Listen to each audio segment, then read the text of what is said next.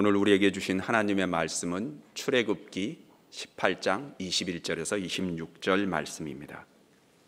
출애굽기 18장 21절에서 26절 말씀입니다.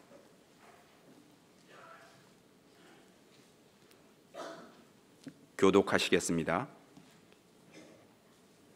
너는 또 온 백성 가운데서 능력 있는 사람들 곧 하나님을 두려워하며 진실하며 불의한 이익을 미워하는 자를 살펴서 백성 위에 세워 천부장과 백부장과 50부장과 10부장을 삼아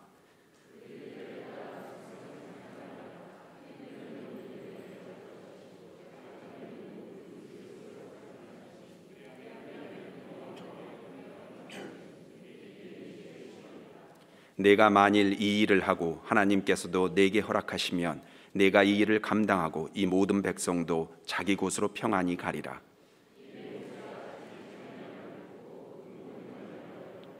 모세가 이스라엘 무리 중에서 능력 있는 사람을 택하여 그들을 백성의 우두머리 곧 천부장과 백부장과 50부장과 10부장을 삼음에 같이 읽으시겠습니다. 그들이 이 때를 따라 백성을 재판하되 어려운 일은 모세에게 가져오고 모든 작은 일은 스스로 재판하더라. 아멘. 여름 성경학교와 세계 선교대회를 지나서 이제 10월 30일 중직자 투표를 준비합니다. 주보 소식란을 보시면 가을에 목회 일정이 나와 있는데 상당히 빡빡합니다. 숨가쁜 일정이 될 테고요. 온 교우들이 정신 바짝 차려서 함께 해야 되겠습니다. 1년에 한 가지 정도 하면 충분할 만한 그런 행사를 우리는 2달 남짓에 이 모든 행사를 다 소화합니다. 중요한 행사들이 여럿 있습니다. 그래도 인사가 만사라 했습니다. 누가 그 일을 하는가가 중요하겠죠. 아무리 행사가 많아도 중요한 행사라도 누가 그 일들을 수행할 것이냐, 교회가 어떤 일꾼으로 세워졌느냐에 따라 공동체 성향은 달라질 겁니다. 우리 교회는 지난 수년 년 동안 우여곡절이 참 많았습니다. 그런데도 큰 상처 없이 건재하게 교회가 순항 중인 이유는 중직자들이 잘 세워졌기 때문이라고 저는 생각합니다. 혹여라도 중직자들이 어설픈 신앙인이었다면 교회는 상당한 혼란을 겪었을 겁니다. 가령 장로님들 한번 보십시오. 주변에서 아무리 이러쿵저러쿵 말들을 해대고 성도들 어수선하고 우왕좌왕해도 장로님들은 꿈쩍도 안 하십니다. 20여 년간 장로님들과 함께 신앙생활을 해봤지만 그 장로님들 입에서 저는 불평하는 말을 한 번도 들어본 적이 없습니다. 속상하겠죠. 본인들도 얼마나 힘들겠습니까? 괴로운 순간들이 많이 있었겠지만 장로님들은 일절 티내는 법이 없습니다. 그 수많은 세월 동안 그 입에서 불평이나 험담하는 일 한 번도 제가 들어본 적이 없습니다. 이게 바로 우리 교회가 가지는 힘입니다. 최근 새벽 묵상 편집 기자와 원상희 장로님이 인터뷰를 했습니다. 그 자리에서 본인은 세인교회 장로 된 것이 무척 자랑스럽다고 했습니다. 저 문막 시골에서 정말 어렵게 가진 것, 배운 것 없이 자라난 그 주제에 그런데 하나님은 이 엄중한 장로의 직분을 믿고 맡겨주셨다는 이 사실이 눈물나게 감사하다. 그러면서 인터뷰하는 도중에 눈에 눈물이 글썽글썽합니다. 장로님을 젊어서부터 지켜봐왔을 주변의 지인들이 있을 거 아닙니까? 그들이 당신이 세인교회 장로 된 것이 부럽다고 말들을 한답니다. 자기도 장로고 자기도 교회 생활하지만 자기네 교회는 20년 전이나 30년 전이나 늘 그런데 세인교회는 조금씩이라도 발전해가는 그 모습에 그리고 교회 기능을 그나마 잘 수행하는 듯 이런 교회의 장로가 되어 있다는 것이 부럽다는 겁니다. 맞아요. 교회는 부러운 곳이 돼야지요. 그리고 그런 교회 장로가 된 것은요, 이건 매우 명예스럽게 생각해야 됩니다. 교회는 중직자를 존경해야 되고 중직자들은 교회가 자랑스러운 공동체가 되도록 잘 받들어서 서로를 책임져주는 관계가 형성돼야 합니다. 중직자라고 하는 것은 통상 장로, 장립집사, 권사를 칭합니다. 물론 성경에는 중직자라는 단어조차가 없습니다. 편의상 이 세 직분을 한 번에 부를 수 있는 편의상 칭호가 없기 때문에 그냥 어쩔 수 없이 중직자 이렇게 이름을 붙인 겁니다. 하나님을 섬기는데 가벼운 직분, 무거운 직분이 있을 수 있겠습니까? 예수 믿으면 누구나 왕같은 제사장이고 예수의 증인이고 각자의 은사를 따라 적절한 곳에서 충성스럽게 봉사합니다. 그러면 굳이 중직자를 왜 세워야 되는 것입니까? 교회는 책임져 줄 사람들이 필요한 겁니다. 무한 책임입니다. 목사 혼자 이 책임을 다 어찌 감당합니까? 수많은 성도들에게는 많은 손길이 필요합니다. 안으로는 성도들, 행정, 선교, 재정, 건물 관리, 교회학교, 기독학교, 교직원들까지 손 갈 데가 한두 군데가 아닙니다. 이런 일들을 목사하고 똑같은 애정을 가지고 목사의 똑같은 그 시각을 가지고 이걸 자기 일로 여겨서 책임감을 나누어질 수 있는 이런 일꾼들이 필요한 겁니다. 많으면 많을수록 좋겠죠. 목사 혼자 뛰어다니는 것보다 장로 목회자, 권사 목회자, 찬양대장 목회자, 그 찬양대 성도들에 대한 신방은 대장이 하시면 됩니다. 교회학교 교사 목회자, 꼭 뭐 나쁜 상황은 아닌데 교회학교 아이들도요 저한테 찾아와서 상담합니다. 한편으로는 애들이 날 좋아하는구나 싶어서 좋기도 한데, 아니 교회학교 교사도 있고 담당 교육자도 있는데 왜 나한테 이렇게 달려오는가?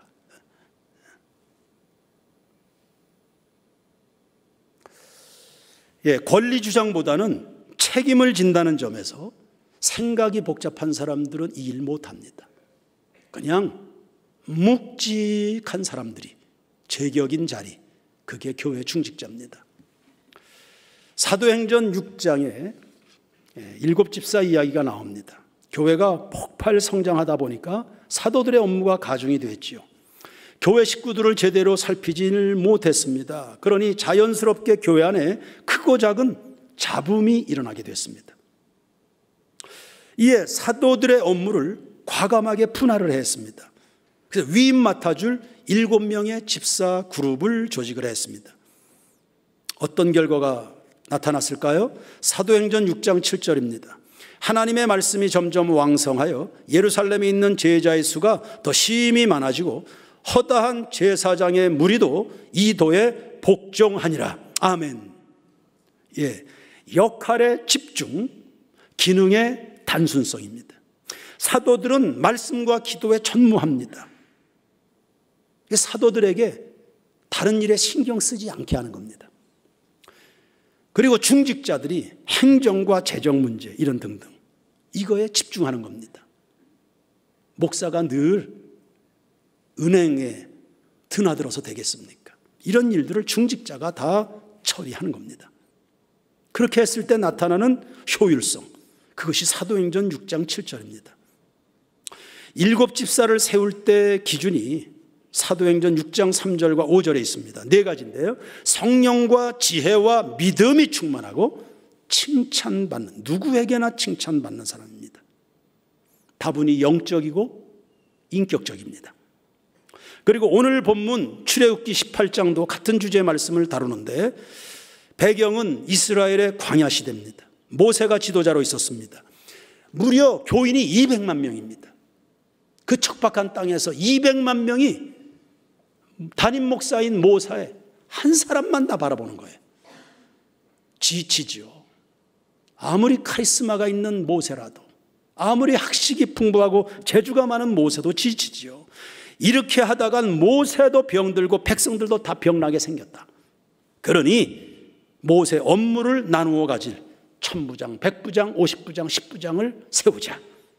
이렇게 한 겁니다. 그래서 오늘 본문에도 보면 큰 일, 작은 일, 어려운 일, 쉬운 일, 모세가 감당할 일, 스스로들 할 일, 이런 것들을 다 구분을 한 겁니다. 그렇게 해서 여러 인물을 세웠습니다. 1000부장 등등의 인물들을 세웠는데 21절에 기준이 기록되어 있습니다. 능력 있는 사람들, 곧 그 능력이란 이런 겁니다. 하나님을 두려워한다. 가장 눈 뜨면 하나님부터 보이는 사람입니다. 그 자의식 깊은 곳에 하나님이란 존재가 있습니다. 진실합니다. 불의한 이익을 미워합니다. 그러니까 누가 봐도 깨끗하다. 빈틈이 없다는 뜻입니다. 여러분, 환상적인 조합 아닙니까? 모세는 온유하기가 그지없고 충직하기 그지없는 인물입니다. 그 카리스마, 영적인 은사, 불같은 능력이 있습니다. 거기다가 이 깨끗한 보좌진들이 구성이 됐으니까 이거 환상적인 조합입니다. 더 이상 이렇게 좋을 수 없는 조직입니다. 그러면 교회가 평안해야죠. 그런데 그렇지가 않아요.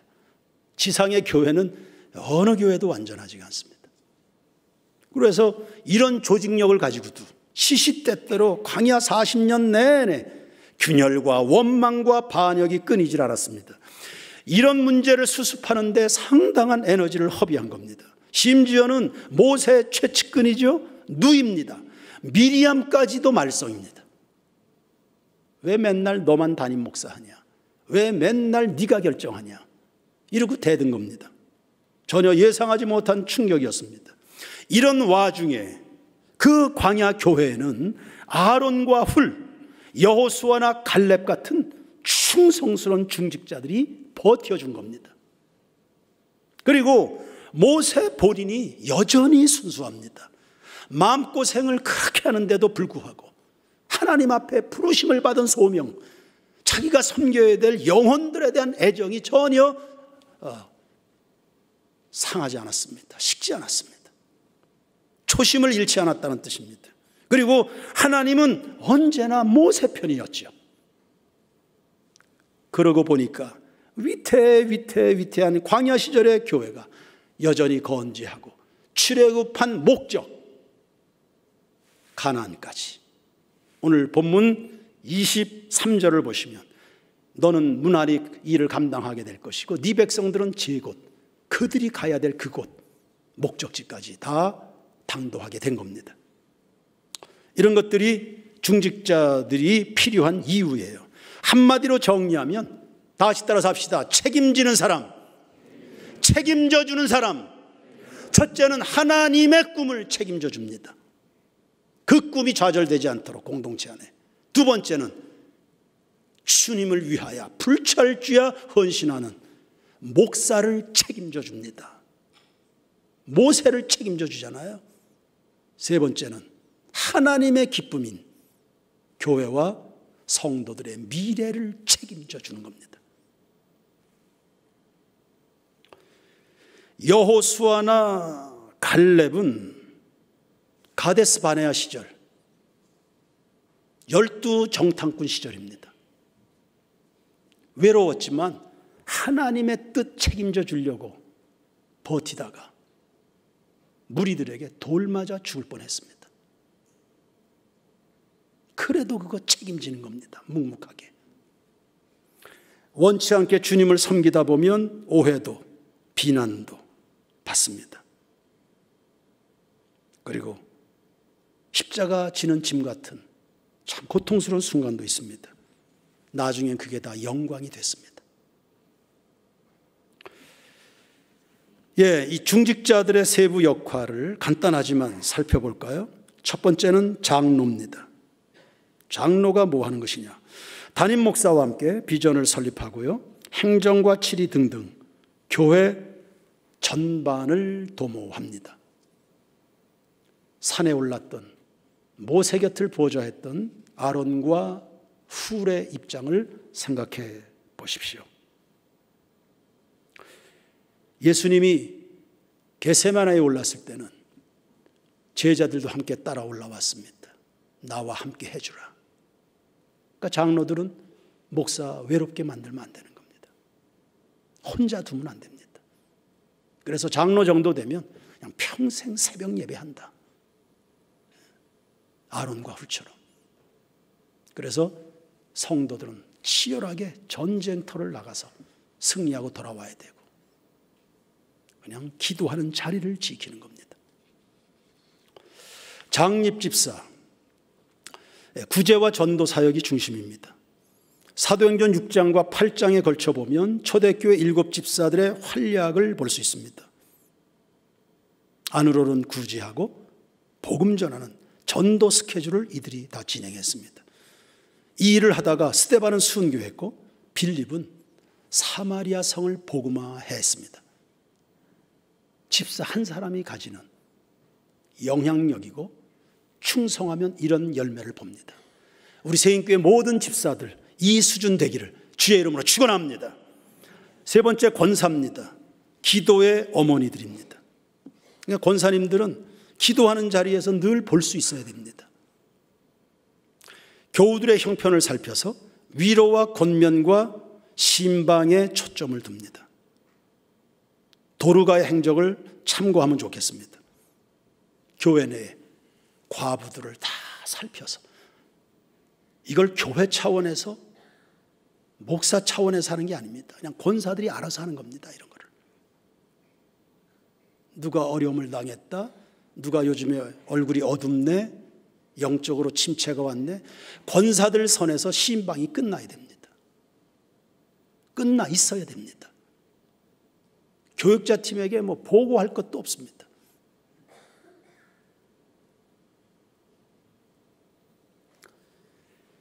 해달라는 보고보다 이런 일이 있어서 이렇게 처리가 됐습니다. 잘 수습이 됐습니다. 목회 전무하시죠. 이런 보고가 올라와야 됩니다.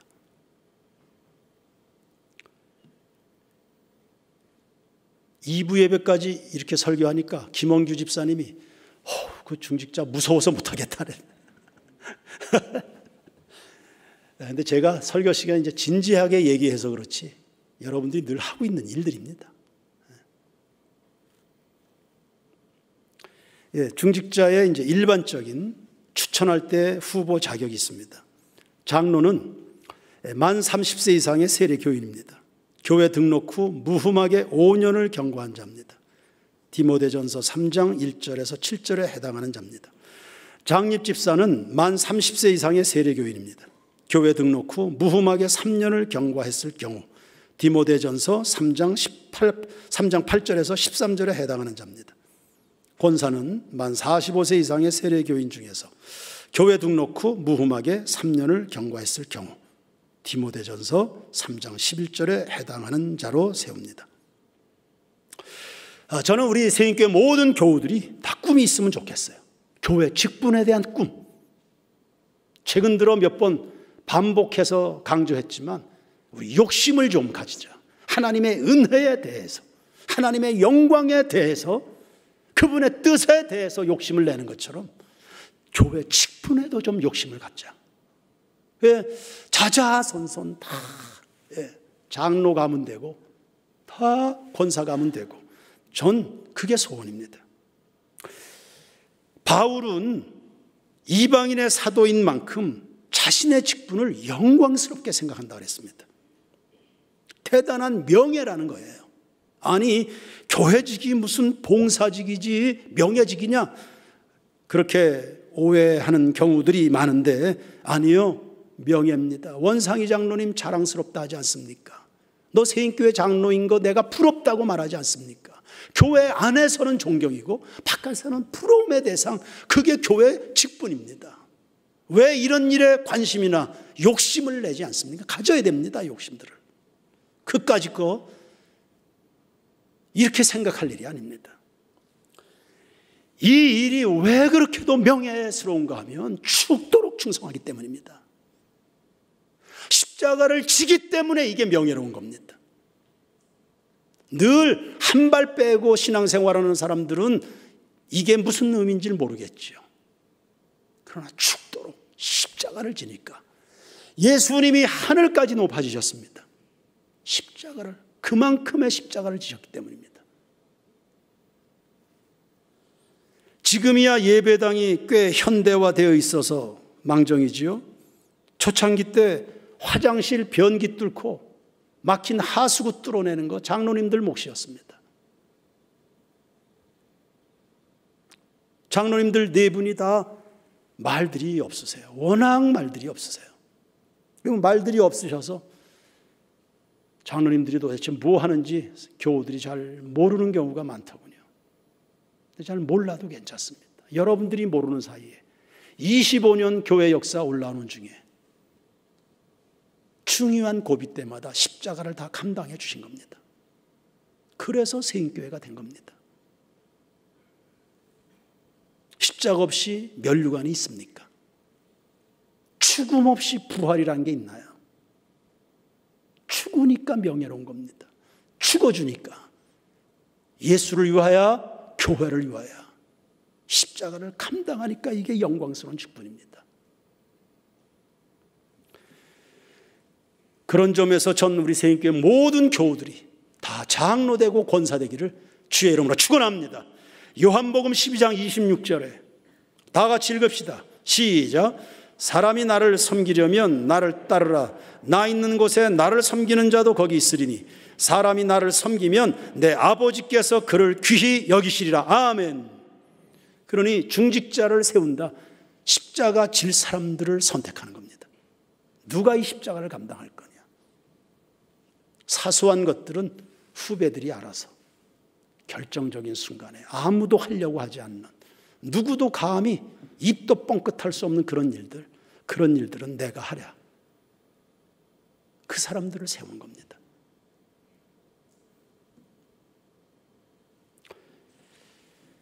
우리 교회에서는 중직자를 평가할 때 다음과 같은 기준을 가지고 있습니다.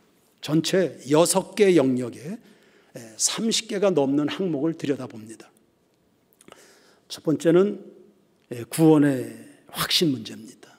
주 예수를 믿으라 그리하면 너와 내 집이 구원을 받을 거다. 나는 구원받았나? 우리 가족들은 구원받았나? 구원받지 못한 사람, 그 마음에 복음이 없는 사람이 어떻게 하나님을 섬깁니까? 못합니다. 두 번째는 예배 생활 및 경건 관리입니다. 그리고 이 생활의 중심에는 주일이 있습니다. 볼테르 같은 무신론 철학자는 기독교에서 주일만 빼면 기독교는 순식간에 사라질 것이다. 지구상에서. 그렇게 알고 있을 만 불신자들도 주일의 중심을 압니다. 그 중요성을 알고 있는 겁니다. 원수들도 마귀도 불신자들도 무신론자들도 기독교에서 가지는 주일의 중요성을 알고 있는 겁니다. 이 주일 문제입니다. 세 번째는 헌금 생활입니다. 다양한 헌금 생활이 있습니다. 이 헌금 생활의 중심에는 11조가 있습니다. 성도들의 약 3년에서 길게는 5년까지 그동안의 헌금 생활 다 들여다봅니다. 신앙이 고스란히 거기 녹아 있습니다. 그래서 이 11조 문제 그냥 아예 그냥 제외됩니다. 이 부분은. 그 다음에 복음 전파의 일상화, 그리고 전도 열매는 있는가. 내가 그렇게 좋아하는 그 예수에 대해서 전파하고 열매는 거둔 것이 있는가. 없을 수가 없죠. 예수를 한두 해 믿었습니까? 10년 믿고 20년 믿은 사람이 어떻게 한 사람도 전도를 못할 수 있습니까? 그럴 수는 없죠. 그 다음에 다섯 번째는 가정생활, 그리고 가족의 신앙 정도까지 다 따집니다. 그래서 부모님들이 세인교회 중직자가 되기를 원하면 자식들은 신앙생활 잘해야 됩니다. 가정에서 존경받는 사람이 교회 일을 해야죠. 그래서 장로님 정도가 되면 가족들의 헌신 동의서가 나와야 됩니다. 내 남편을 세인교회 장로로 바칩니다. 제가 죽도록 뒷바라지할 겁니다. 이런 헌신 동의서가 나와야 됩니다. 때로는 부인이 자신이 없어서 못하는 경우들도 있거든요.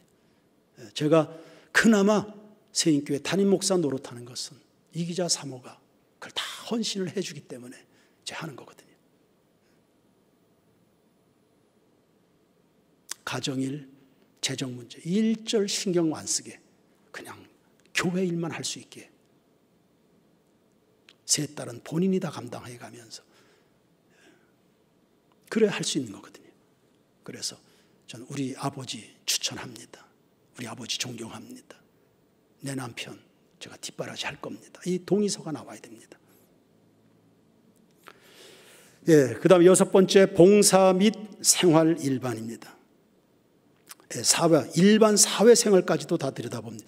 우리 교회 장로님들 중에서는요, 그 직장 동료들, 선후배들 사이에 이렇게 이야기가 됩니다.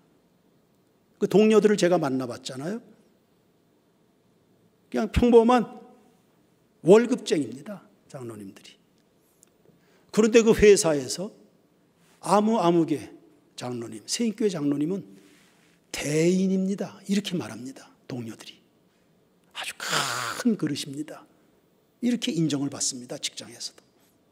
한 장로님은 노조위원들이 찾아와서 제발 우리 회사 노조위원장을 해달라. 난 그런 데 관심 없다, 너희들끼리 알아서 해라. 다른 사람들 하고 싶다는 사람 많지만 그 사람들 성이 안 찹니다. 장로님이 해 주십시오. 그러면 좋다, 내가 노조위원장을 맡을 테니까 앞으로 우리 회사의 회식에 술은 없다. 그러면 내가 맡아주겠다. 우리 교회 장로님들입니다. 사회에서의 평가입니다. 이런 것들도 다 그래야 깐깐해야죠. 깐깐해야 됩니다. 30개가 넘는 항목을 다 들여다봅니다. 물론 완벽한 사람은 없습니다. 다 들여다봐서 눈에 보이는 것, 교인들이 아는 것, 모르는 것 죄다 살펴서 올립니다. 깐깐해야죠. 그래야 교회 수준이 올라가고, 교회 수준이 올라가야 세상에 할 말이 있을 겁니다. 오늘 대표기도 하는데 기독교인들의 사회적 책임에 대해서 굉장히 강조를 했습니다. 우리의 신앙생활은 교회 안에서 하는 게 아니기 때문에. 일각에서는 걱정하는 목소리들도 있었습니다. 이 중직자 이거 잡음이 생길 텐데, 이거부터 걱정하는 사람들이 있습니다. 혹이라도 피택받지 못한 사람들이 마음에 섭섭함을 가지게 되면 어떡할까, 이런 염려입니다. 왜 없겠습니까? 저는 무지하게 고통스럽습니다. 적어도 장로 후보자 되는 집사님들 정도 되면 저랑 20년 넘게 함께 뒹굴러 왔던 절친들이거든요. 밥을 수백 번 넘게 먹었고요, 공도 수도 없이 찼습니다. 이런 분들을 투표 앞에 두고 점수화해서 순위를 매긴다, 이게 보통 고통스러운 일이 아닙니다.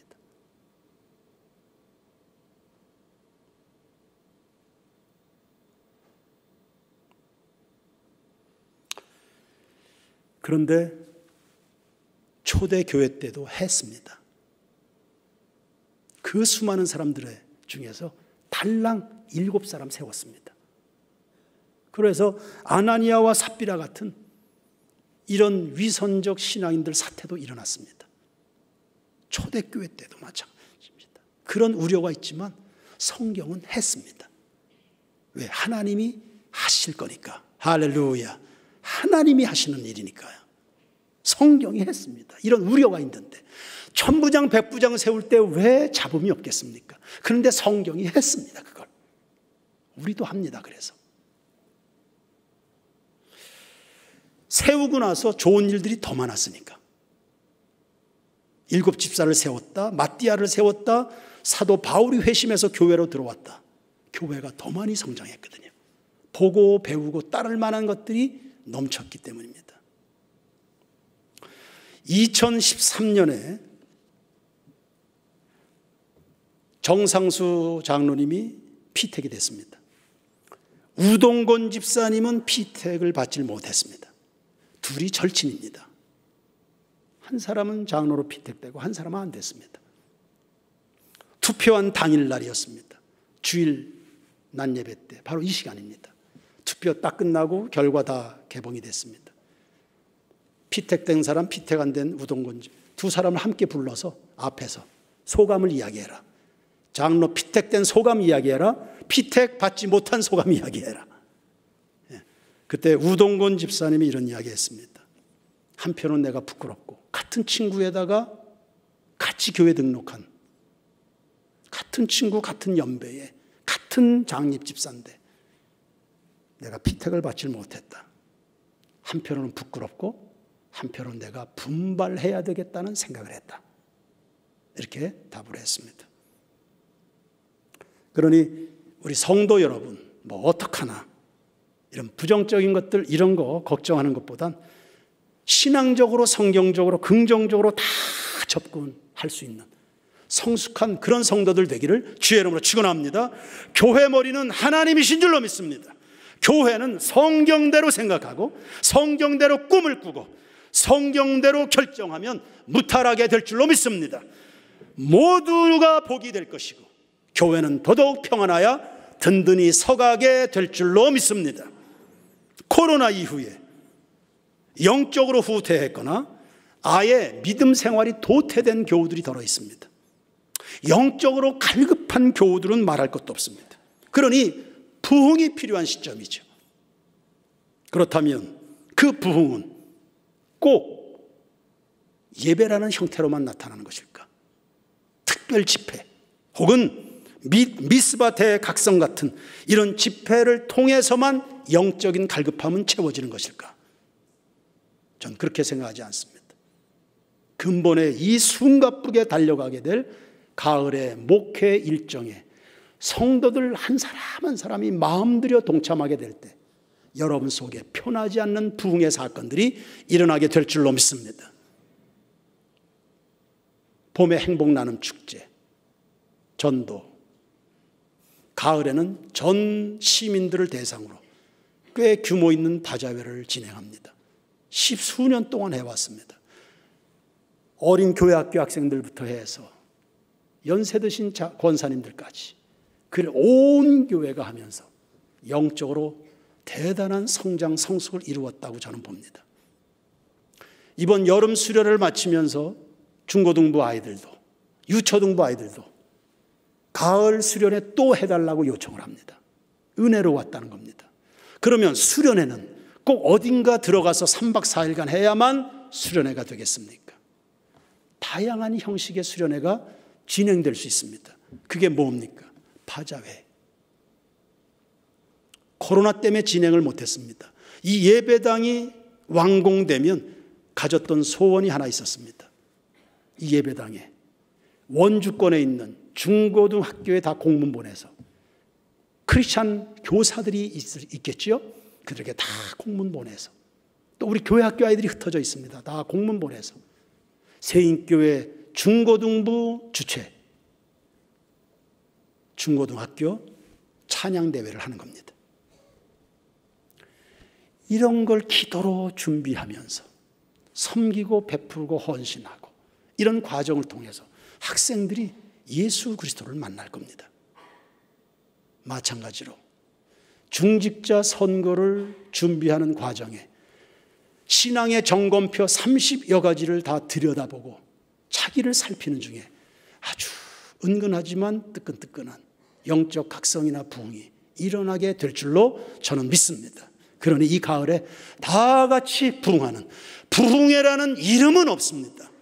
그러나 교회 영적인 스케줄 하나하나 밟아가면서 위로는 하나님을 향한 예배, 저 바깥으로 불신자들을 향해서 등산대회 같은 것을 통해서는 교우들을 위해서 시간들 좀 내주는, 교우들을 위해서도 좀 시간을 내줄 줄 아는, 이게 부흥입니다. 이런 것들이 부흥입니다. 그래서 우리 세인교회의 이 가을에 위대한 부흥을 이룰 수 있는 여러분 모두가 되길 주의 이름으로 축원합니다. 하나님의 꿈, 이 하나님의 목적을 이루어 드리는 일에 다 십자가를 다 감당해낼 수 있는 여러분 모두가 되기를 주의 이름으로 축원합니다. 축원합니다.